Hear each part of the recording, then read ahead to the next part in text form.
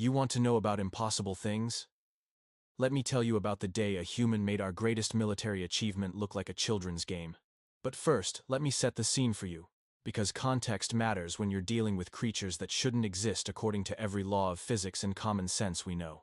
The Korathi research station orbited the third moon of Zelon Prime, a place so remote that even our emergency beacons took 3 cycles to reach the nearest outpost. Perfect for containing things that could tear through reinforced titanium like wet paper. Things like the Shadowmaw cubs we had been studying for the past 4 standard years. Now, before you start thinking cubs sounds adorable, let me clarify something. A Shadowmaw cub stands roughly 2 meters tall, weighs about 300 kilograms, and possesses claws that can slice through most known alloys. Their adult counterparts? Well, let's just say they're the reason entire solar systems have no-fly zones. Dr. Velian Kresk had dedicated his entire career to understanding these creatures. 15 years of research, countless failed attempts at communication, and enough medical bills to fund a small colony. The poor fellow had more scars than a veteran shock trooper, and twice as many stories about near-death experiences. The key, Kresk would tell anyone foolish enough to listen, is patience. These beings operate on a completely different temporal framework than most sentient species. What seems like aggression to us might simply be their way of saying, hello. Right. Because nothing says friendly greeting quite like attempting to remove your head from your shoulders. The research team consisted of 12 specialists from across the galaxy.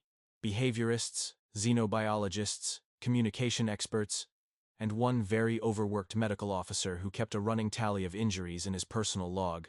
The cubs, all 6 of them, had been rescued from a derelict cargo ship found drifting near the Outer Rim territories. No adult Shadowmaws in sight, thankfully, because one of those would have turned our research station into cosmic debris within minutes. For 4 years, the team had made incremental progress. And when I say incremental, I mean they had managed to enter the containment area without immediately being attacked. Sometimes, on good days, when the cubs were feeling particularly charitable, the breakthrough moment happened when Kresk discovered that the cubs responded to specific harmonic frequencies. After months of trial and error, mostly error, he had developed a complex series of tonal patterns that seemed to calm the creatures. The process required precise timing, exact pitch control, and about 30 minutes of careful preparation before each interaction. Each frequency must be held for exactly 12.7 seconds, Kresk explained to his latest batch of graduate assistants, most of whom looked like they were reconsidering their career choices.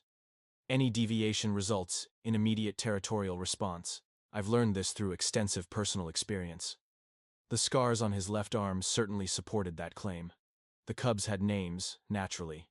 Kresk insisted on it, despite protests from the administrative board who preferred numerical designations.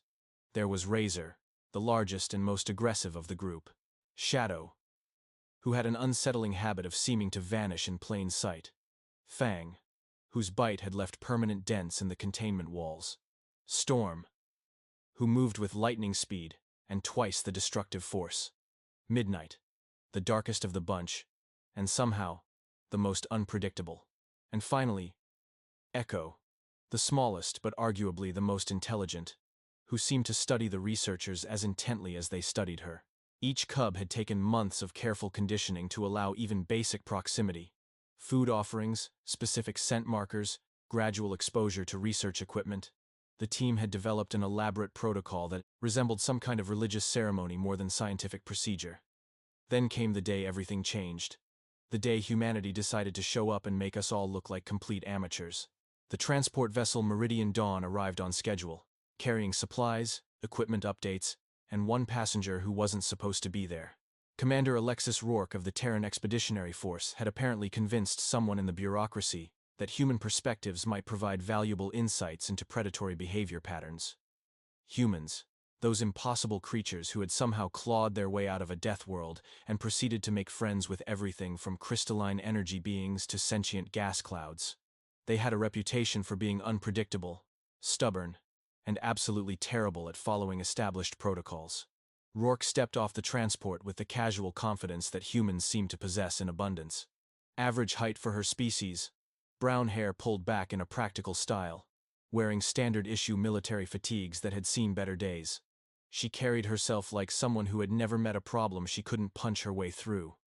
"Commander Rourke, reporting for Xenobiology consultation duty," she announced to the reception committee. Her voice carried that peculiar human accent that made everything sound like either a joke or a challenge. Dr. Kresk looked like he was about to have an aneurysm. "I specifically requested no military personnel. These creatures require delicate handling, specialized training." Rourke interrupted with a grin that should have been reassuring but somehow wasn't. "I've read your reports. Sounds like you've got some big kitties that need socializing." Kitties. She called potential galaxy-ending predators kitties. The tour began badly and got worse from there. Rourke listened to Kresk's detailed explanations with the polite attention of someone waiting for the interesting part to start. She nodded at appropriate moments, asked a few questions that demonstrated she had indeed read the research files, and generally behaved like a reasonable professional, right up until they reached the observation deck overlooking the main containment area. The cubs were in their typical formation. Razor pacing near the reinforced barriers, Shadow seemingly asleep but probably plotting something, Fang gnawing on a titanium enrichment toy that was slowly being reduced to shavings. Storm was engaged in what appeared to be high-speed acrobatics, while Midnight sat perfectly still, in a way that made everyone nervous. Echo, as usual, was watching the observation windows with those unsettling silver eyes that seemed far too intelligent for comfort. "Impressive specimens," Rourke commented, leaning against the viewing barrier. "How long since they've had direct contact with handlers?" Kresk consulted his datapad. "Direct contact requires extensive preparation. The harmonic conditioning sequence alone takes approximately 30 minutes, followed by scent neutralization, protective equipment verification." "So, never, then?" Rourke interrupted. "Well, not never. Just carefully. Very carefully. Last month I managed to spend 17 minutes in the same space as Echo before she decided to test whether my protective suit was claw-resistant. It wasn't, incidentally. The medical reports were quite detailed on that point." Rourke studied the cubs for several minutes in silence. The research team watched her with the fascination usually reserved for natural disasters or particularly spectacular accidents. Humans had this reputation for doing incredibly dangerous things with casual indifference, and everyone was curious to see if the stories were true. "Mind if I take a closer look?" Rourke asked eventually. "Absolutely not," Kresk replied immediately. "The containment protocols exist for very good reasons. These creatures are extremely dangerous. One wrong move and they might actually hurt someone for once, instead of just making scary faces through reinforced barriers." Rourke finished. "Look, Doc, I appreciate the caution, but sometimes you need to move past the theoretical phase." Before anyone could stop her, she was walking toward the containment entry portal. The next few minutes provided enough cardiac stress to power a small space station. Kresk was frantically consulting emergency procedures, while the rest of the team scrambled to activate safety protocols.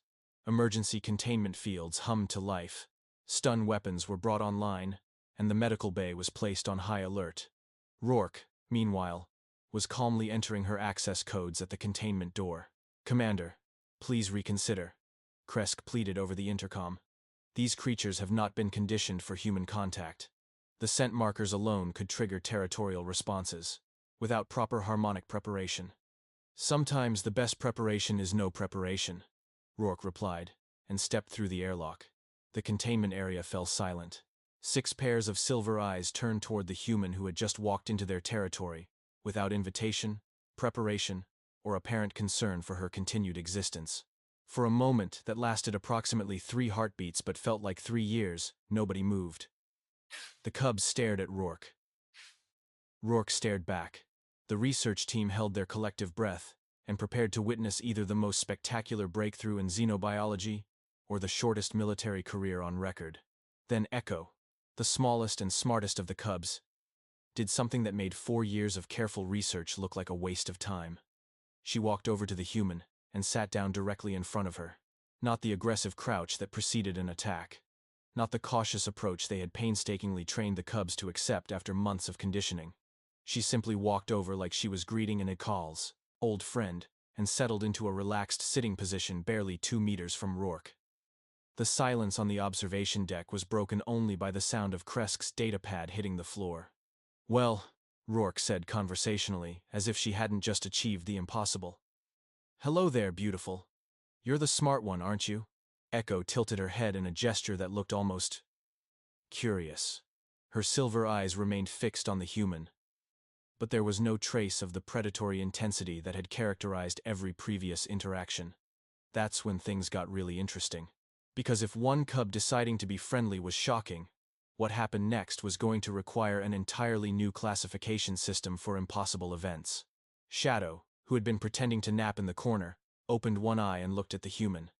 Then, with movements so casual they seemed scripted, she stood up and walked over to join Echo. Two cubs, sitting calmly within striking distance of an unprotected human. Kresk was making small, whimpering sounds that might have been words in some language, but probably weren't in any language currently spoken by sentient beings. Storm, apparently not wanting to be left out of whatever was happening, bounded over with the kind of enthusiasm usually reserved for feeding time. Instead of the playful aggression that had characterized her interactions with the research team, she simply sat down. Three cubs now formed a small semicircle around Rourke, who was standing in the middle of them like she was at a particularly well-behaved dinner party.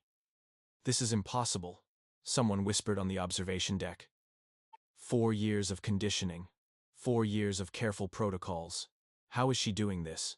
The answer came when Fang and Midnight decided to investigate the newcomer. They approached with the same casual interest they might show toward a new toy or piece of equipment. No aggression, no territorial displays, just curiosity. Which left only Razor, the largest and most aggressive of the cubs, still maintaining his distance near the containment barriers. His silver eyes were fixed on Rourke, with an intensity that made the research team nervous all over again. For several long seconds, human and cub regarded each other across the containment area. This was the moment of truth. Razor had never shown anything approaching acceptance toward the research team. His response to human presence would either validate this impossible breakthrough, or demonstrate that humanity's reputation for impossible luck had finally run out. Slowly, deliberately, Razor began to move. Not the predatory stalk that had preceded every previous aggressive encounter. Not the cautious advance that took trained behaviorists months to achieve. He simply walked over. And then, in a gesture that would be replayed in research facilities across the galaxy for decades to come, Razor lay down at Rourke's feet. 6 Shadowmaw cubs, the most dangerous juvenile predators known to science, were arranged around one human like she was holding court. The observation deck had gone completely silent except for the sound of various recording devices running at maximum capacity, and one xenobiologist having what appeared to be a complete mental breakdown. "So," Rourke said, her voice carrying clearly through the containment area's audio pickups. "Anyone want to tell me why you thought these guys were dangerous? Because they seem pretty friendly to me." That's when Echo did something that hadn't been documented in 4 years of intensive study. She made a sound. Not the threatening growls or territorial vocalizations that had been recorded previously. Something that sounded almost conversational. Rourke tilted her head, as if she was actually listening to whatever the cub was trying to communicate. "Is that right?" she said eventually. "Well, that explains a lot." The research team was frantically trying to record whatever was happening, but their equipment was telling them something impossible.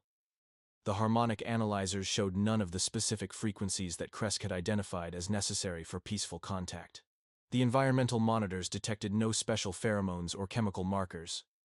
According to every scientific instrument they possessed, nothing special was happening at all, except for the fact that 6 deadly predators were treating a human like their favorite person in the universe. "Commander," Kresk's voice crackled through the intercom, barely concealing his panic. "Please step away from the specimens slowly. We need to analyze what's happening before." "Before what?" Rourke interrupted, reaching out to gently touch Echo's head. The cub leaned into the contact like she'd been waiting for it her entire life. "Before you ruin whatever this is with your overthinking?" The touch sent the observation deck into complete chaos.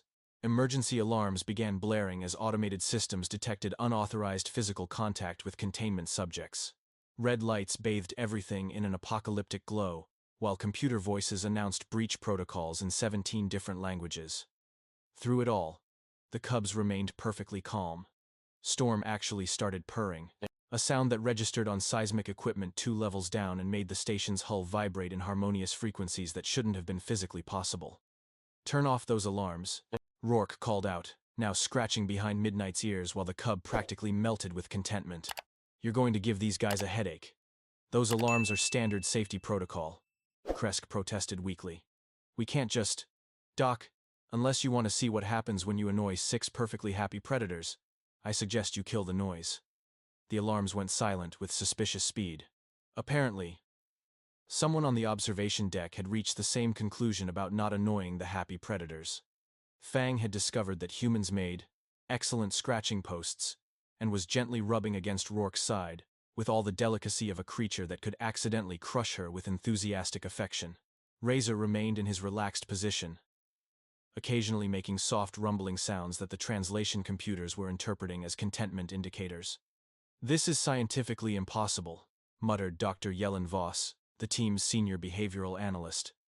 4 years of data suggest these creatures are inherently territorial and aggressive toward unfamiliar beings. The human hasn't followed any of our established protocols.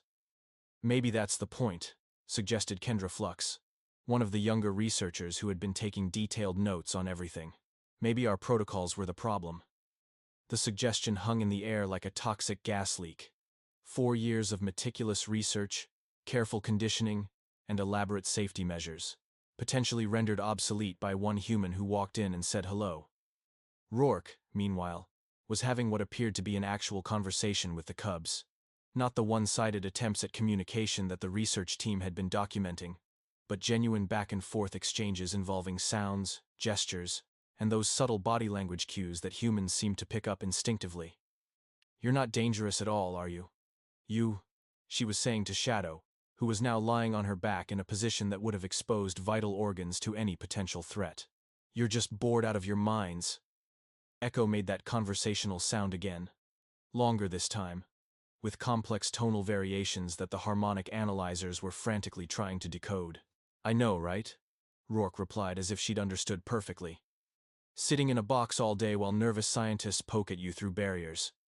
That would drive anyone crazy."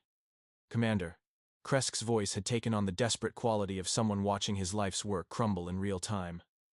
"What are they telling you?" "Our translation protocols have never been able to decode their vocalizations." "That's because you've been trying to translate the wrong thing," Rourke called back. "They're not using language the way you think. It's more like emotional broadcasting, intent-based communication." She turned her attention back to Storm, who was attempting to show off by performing increasingly elaborate acrobatic maneuvers. "Yes, you're very impressive. Very athletic. I bet you could do amazing things if you had proper space to run around." The cubs began making excited sounds, all 6 of them, in what sounded suspiciously like agreement. "Oh no," whispered someone on the observation deck. "She's giving them ideas." Indeed, the cubs were now looking around their containment area with expressions that could only be described as critically dissatisfied.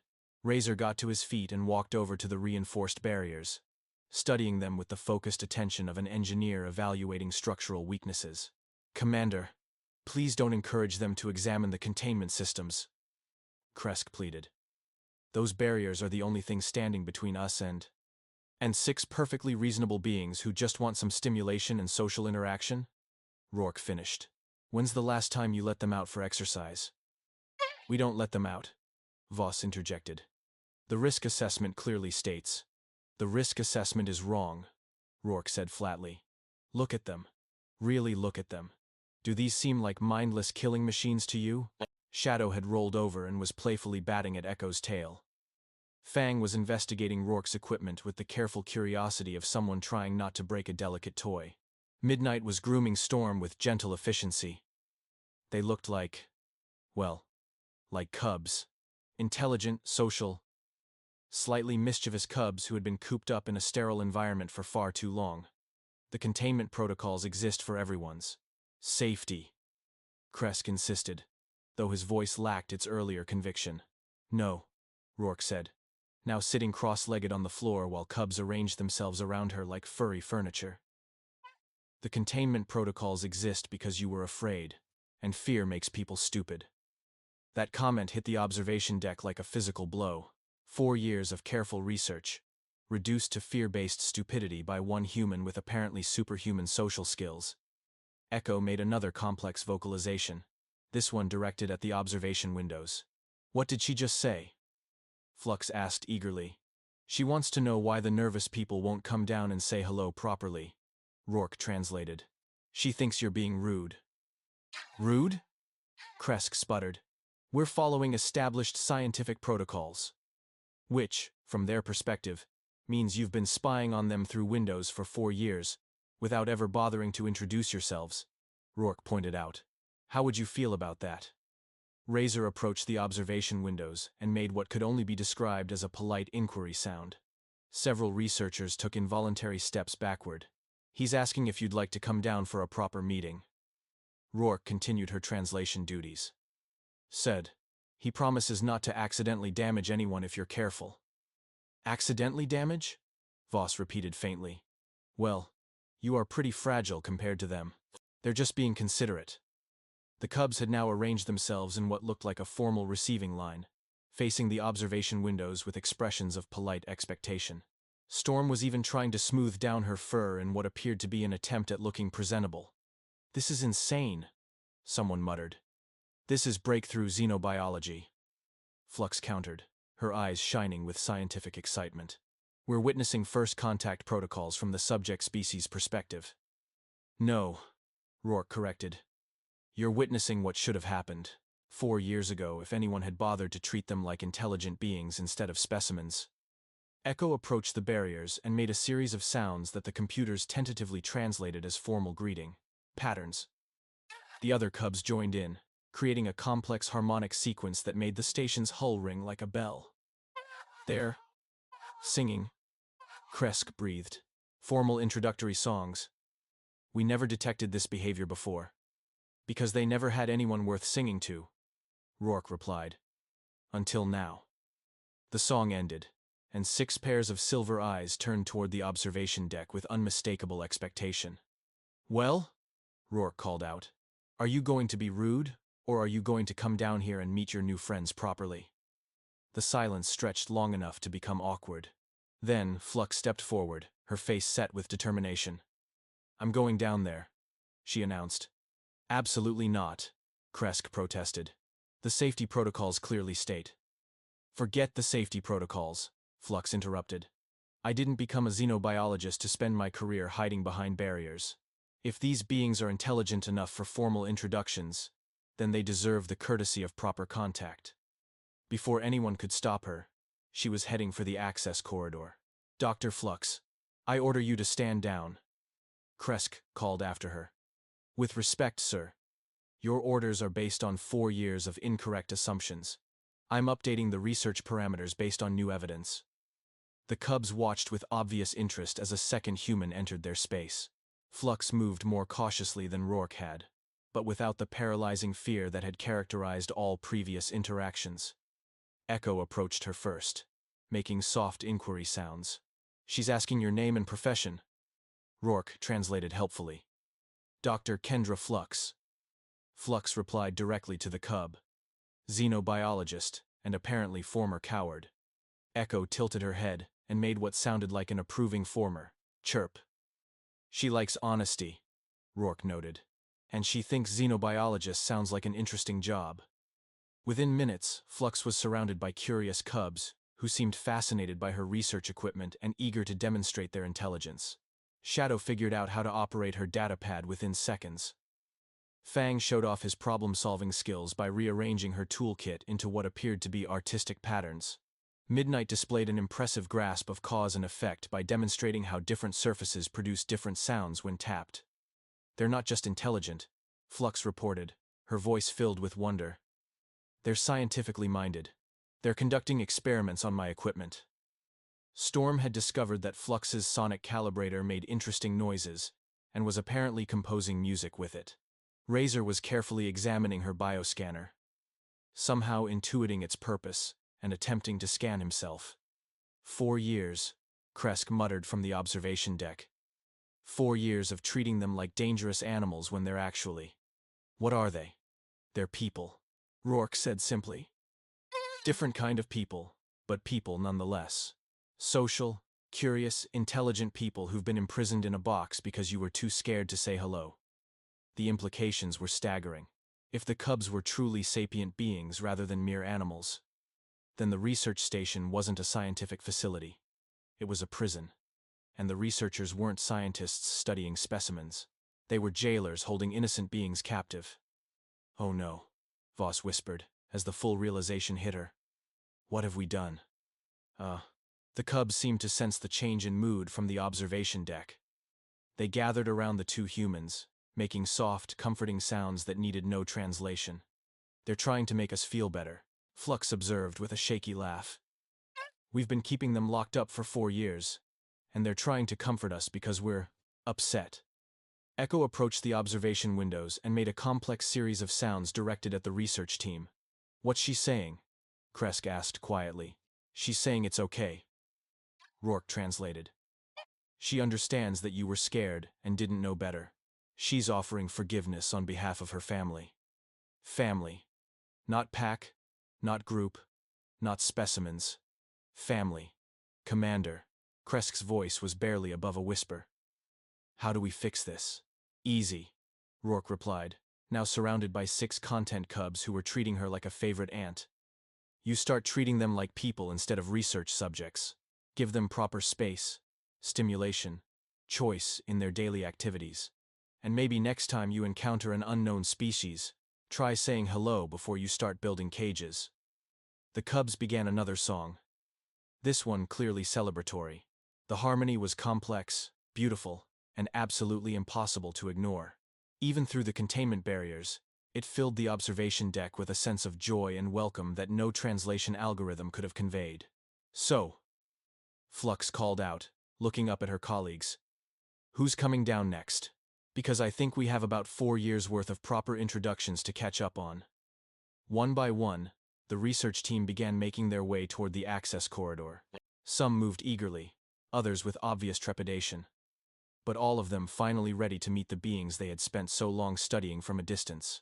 As the first nervous researcher stepped into the containment area, Rourke leaned back against Razor's warm bulk and grinned. "Humans 1, impossible situation 0, she murmured to herself. Echo chirped in what sounded like agreement, then padded over to greet the newcomer with the patient kindness of someone who had been waiting far too long for this moment. The research station's mission parameters would need significant updating, but somehow, that seemed like a small price to pay for finally getting the introductions right.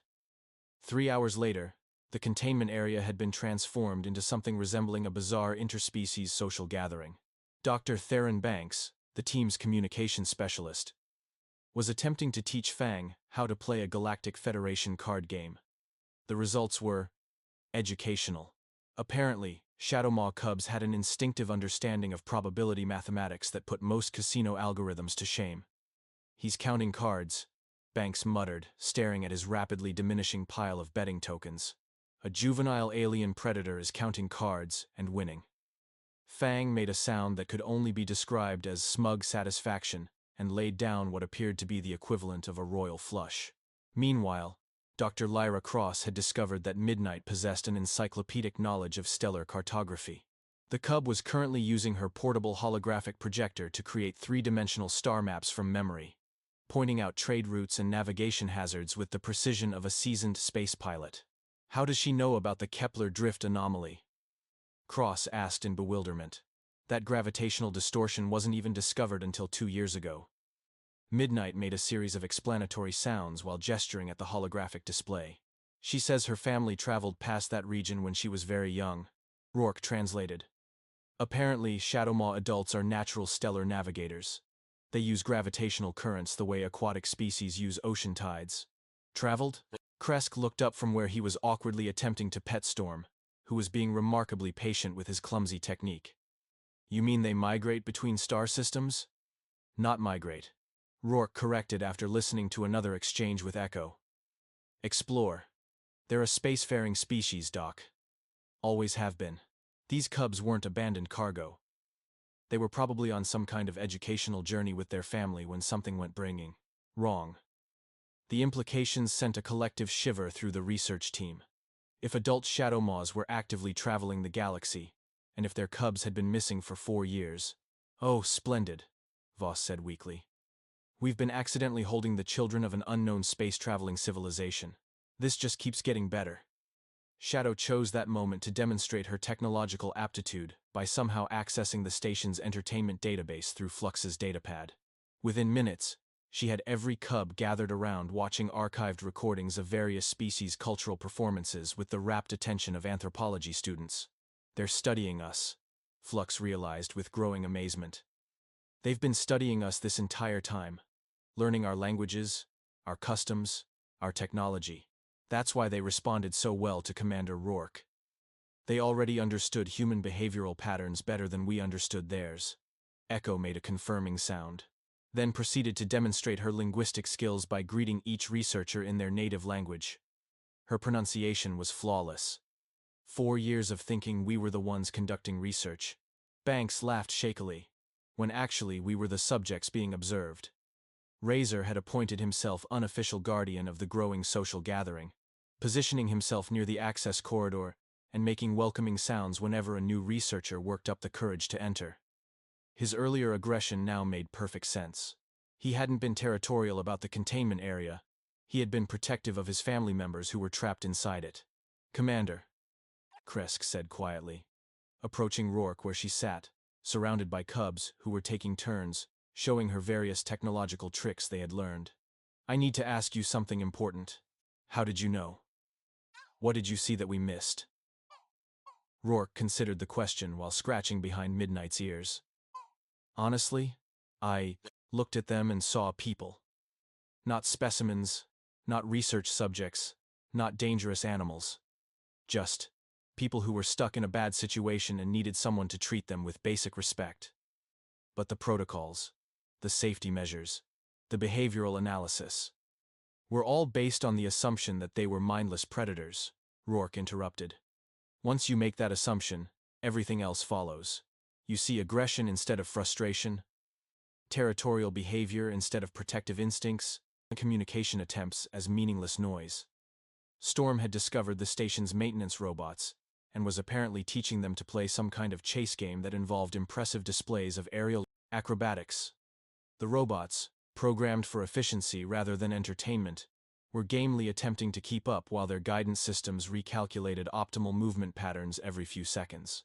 "The really impressive part," Rourke continued, "is that they figured out how to work around your assumptions. They learned to behave in ways that wouldn't trigger your security responses. They studied your research methods and adapted their reactions to give you the data you expected to see. They were protecting both you and themselves by playing along with your misconceptions." "Playing along?" Cross looked up from where she was helping Midnight refine her star charts. "You mean they were deliberately allowing us to study them?" "More than that," Rourke said, listening to another complex exchange between the cubs. "They were trying to gradually teach you to see them as people. Echo tells me they've been slowly increasing their positive responses to human presence, hoping you would eventually realize they weren't dangerous and start treating them accordingly." 4 years of careful conditioning," Voss muttered. "We thought we were training them, but they were training us." The cubs found this observation hilarious, judging by the series of harmonious sounds that could only be described as laughter. As the day shifted into evening cycle, the research station had become something no one had expected. A functioning interspecies community, where beings from different worlds were learning to understand each other through patience, respect, and the revolutionary concept of actually talking to each other. "So what happens now?" Flux asked, looking around at the transformed space where cubs and researchers were sharing knowledge, games, and what appeared to be the beginnings of genuine friendship. "Now," Rourke said with satisfaction, "you do the job you actually signed up for. Real xenobiology. Real first contact. Real relationship building between species." Echo approached Kresk and made a formal-sounding inquiry. "She wants to know if you would like to learn about their home system," Rourke translated.